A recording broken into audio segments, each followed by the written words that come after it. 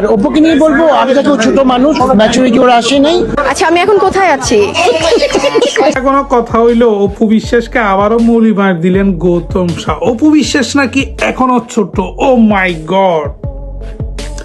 তো গাইস, বাংলাদেশের ডালিউড সুপারস্টার শাকিব খানের প্রথম স্ত্রী অপু বিশ্বাস এখনো ছোট, সে আনমেচুইড, এখনো সে মেচুড হয় নাই। তার দাদা গৌতম শাহ একটি ইন্টারভিউতে বললেন, তার সঙ্গে শবনম বুবলি বললেন সে এখন কোথায় আছে। আচ্ছা আমি এখন কোথায় আছি?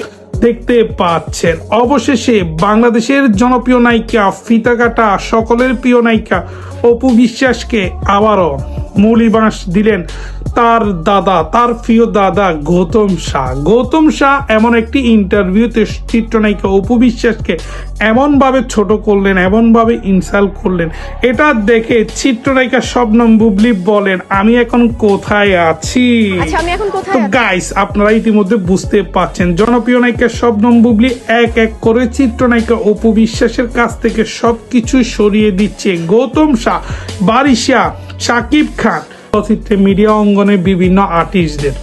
তো গাইস, ইতিমধ্যে আপনারা দেখতে পাচ্ছেন গৌতম শাহ যেভাবে শবনম ইয়াসমিন বুবলির সতীন অপু বিশ্বাসকে ইনসাল্ট করলেন, ছোট করলেন, এটা কোনোভাবে মেনে নেওয়া যাচ্ছে না।